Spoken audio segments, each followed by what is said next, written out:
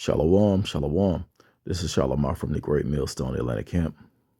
Before I get started with this lesson, I want to say call Halayim La, Yahweh Bahashim, Yahweh Shai Bahashim, Rahah Wadash. Double honor to my elders and apostles of Great Millstone. They teach and rule well.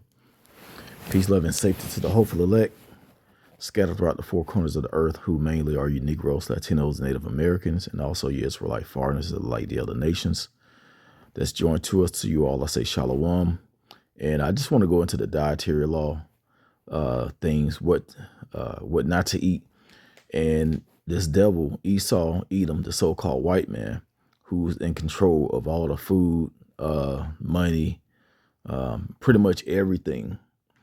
Scriptures say in the curses in Deuteronomy 28, we will have to go to our enemies for the need of all things, for the want of all things.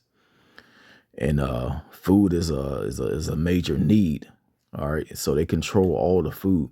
Now you have a handful of so-called black farms where you can go in and get a cow, and that cow can, you can get it cut up, and you can take it home and put it in your deep freezer. But if you go to your normal store, a lot of that food is full of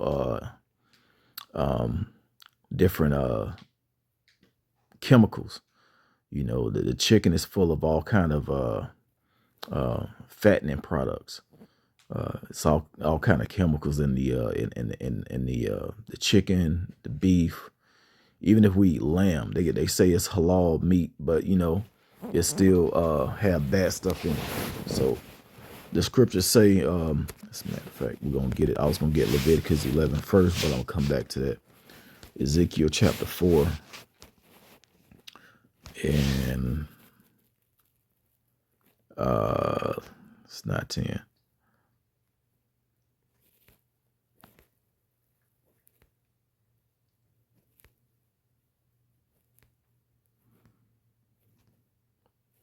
Salakia, looking for the scripture.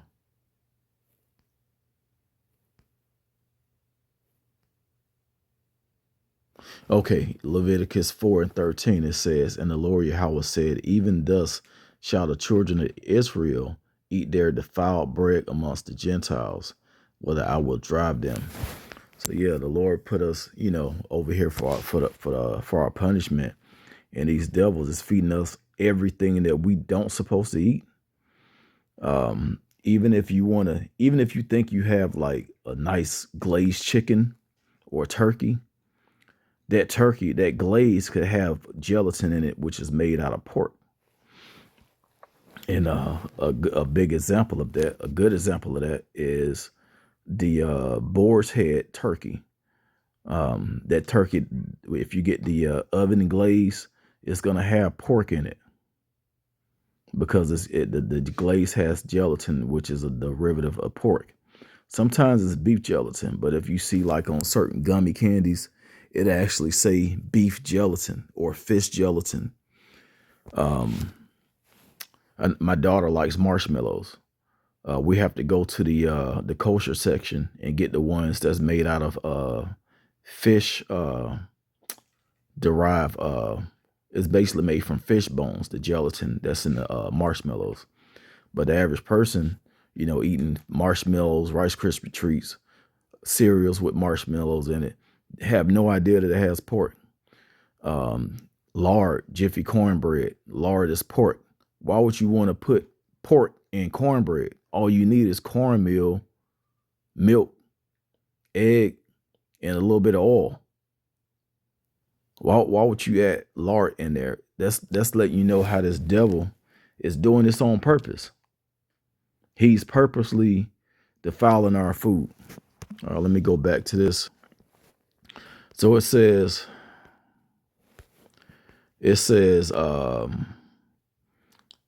foods you may not know have pork include some candies, baked goods, certain chewing gums, instant soups, some dairy products like certain creams, cheese, and juices that use gelatin for texture or thickening.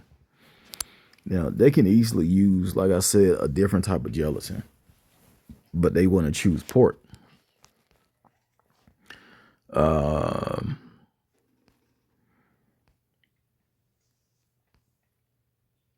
was something else I wanted to get. It's down here at the bottom.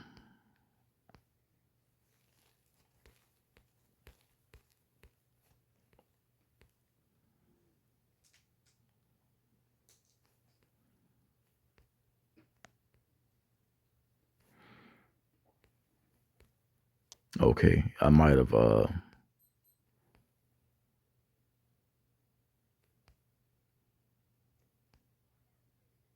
okay, here it is. It says cystine. I believe that's what it says. It says bread and baked goods, cystine, an amino acid sometimes derived from pig bristles, is used as dough conditioner in some baked goods, including certain breads.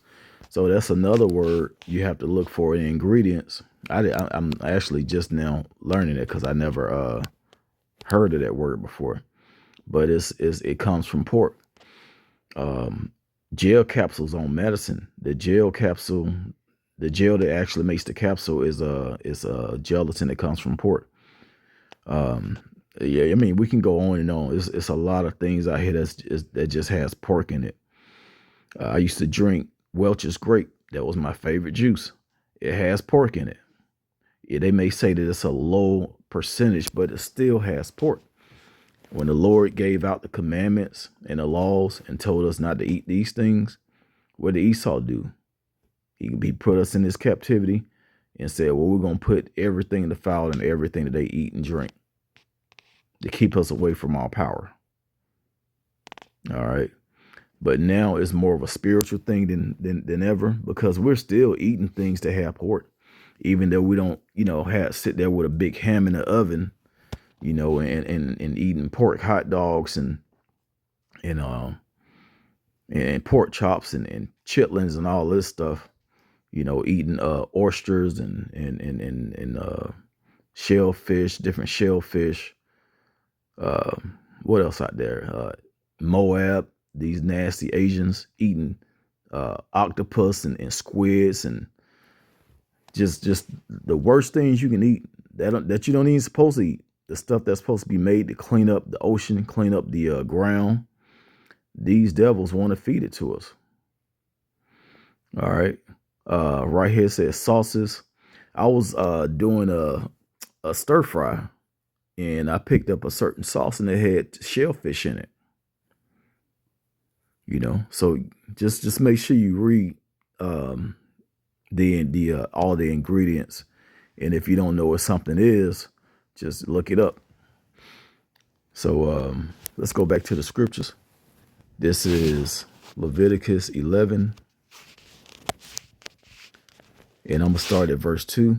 It says, "Speak unto the children of Israel, saying, These are the beasts which ye shall eat among all the beasts that are on the earth.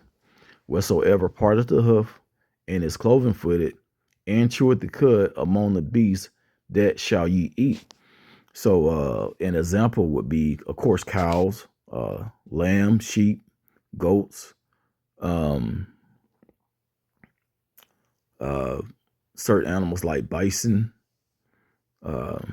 ox, because they chew at the cud. And that's just a way of them digesting their food, because the flesh has to be clean for us to eat it. But if it's a certain animal that don't chew at the cud, just like swine, pig, that flesh is filthy. So when that filth gets in you, now it's in your body, and it can cause all different type of health issues. So the Lord, He didn't just put this out here just so we can, eat certain things. I mean, the law is out here for our protection. As a matter of fact, verse 7 says, "And the swine, though he divided the hoof and be cloven footed, yet he cheweth not the cud, he is unclean to you." So yeah, this pork, and that's like the worst thing you can eat right now. This pork is, if you even look up what pigs eat, they even eat other dead pigs. They eat dead stuff. They eat trash. They eat anything. They're the vacuum cleaners of the earth. Just like vultures. You know, when you see roadkill and them large egg-looking birds that pull the roadkill off the side of the road, deer, squirrels, and all of that, and they sit on the side of the road and eat it. That's to help clean up the earth, and they leave the bones. You know, and then you know, of course, the fur and all of that, but the flesh is consumed.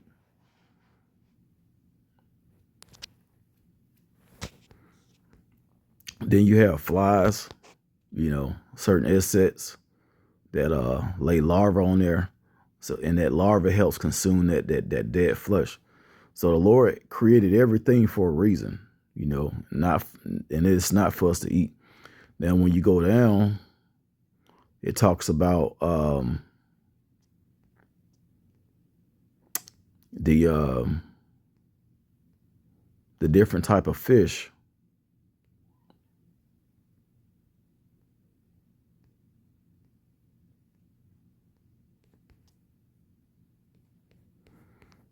Hold on, I think I passed it. Okay, verse 12 says, whatsoever had no fins nor scales in the water, that shall be an abomination unto you. All right, so yeah, we can't eat shellfish and octopus and all of these things, and catfish and sharks. All right, because they don't have scales and fins. And it's a reason for that. It's a reason for that. So let's go back to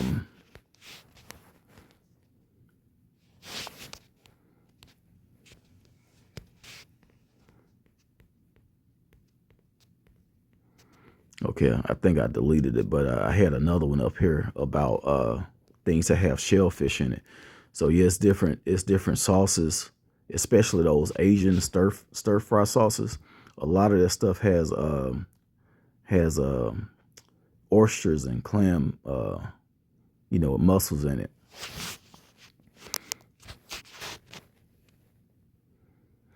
And another reason that stuff, I know that stuff is bad for you. I know I'm allergic to a lot of things, but I'm actually allergic to shellfish and shrimp. I will break out real bad and have large whips all over my body and my face if I eat that stuff. You know, some people, you know, they may be able to take it, but it's another reason why this stuff is not good for you. I can eat lamb with no problem. You know, I can eat different vegetables. I can eat clean meats. But when it comes to shellfish and shrimp, it messes up my body. And even pork. High blood pressure. Like worse than anything else, any other meat.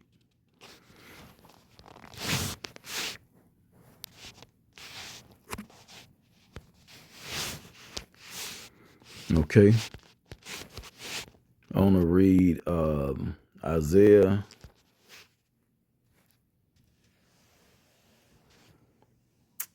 65, and I want to say it's around verse 8.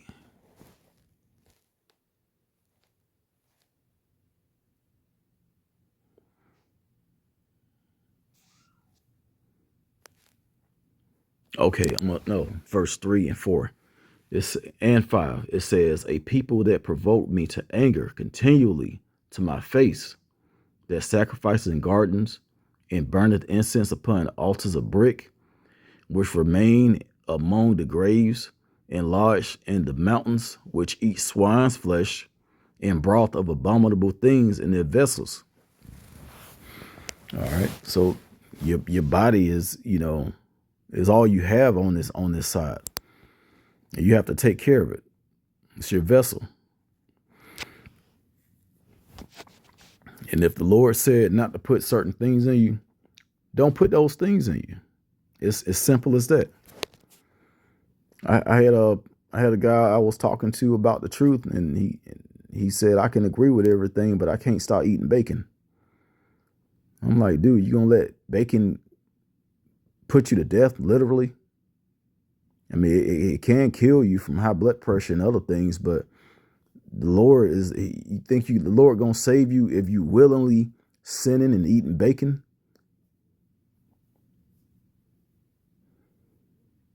If you can't keep the dietary law, what else can you not do that the Lord asks you to do?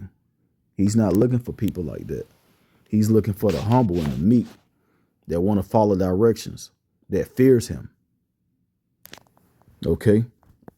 It says, which remain among the graves, lodged in the mountains, which eat swine's flesh and broth of abominable things in their vessels, which say, stand by myself, stand by thyself, come not near to me, for I am holier than thou. And those people think that, well, I prayed over it, so it's clean. Well, it don't mean nothing. You can take a crap and pray over it. Are you supposed to eat it? Is it going to do your body any good? No, you're going to get sick. It says, these are a smoke in my nose, a fire that burneth all the day. And then if you go into, I think it's Amos 5, the Lord said he despised your feast days. And every time I read that scripture, I think about Thanksgiving and what people do on Thanksgiving. First of all, when this so-called holiday was first established, you Negroes was in slavery, and you Gadites were being slaughtered by this devil. So that's a holiday for them. That's their Thanksgiving. For them stealing this whole land and bringing over slaves. They were thankful for that. As a matter of fact, in Ezekiel 36 said these two.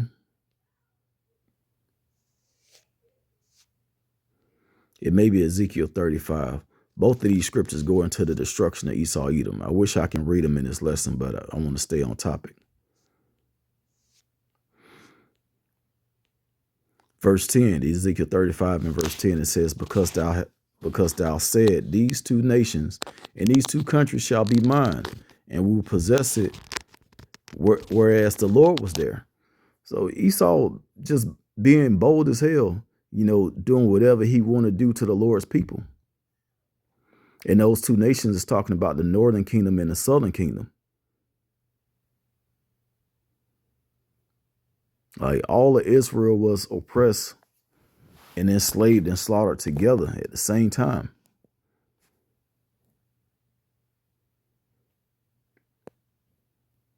All right, it's really time to wake up and understand who you are and what you're supposed to be eating and who your power is. So we can get the hell out of this place and finally live in righteousness, live in peace with this devil being in captivity. All right. So that was pretty much the point. I pray this lesson was edifying. Once again, I want to give all praises, honor, and glory to Yahweh Bahashem, Yahweh Shai, Bahashem, Rahahawadash. Double honors to my elders and apostles, a great millstone that teach and rule well. Peace, love, and safety to the whole for the elect. Shalom.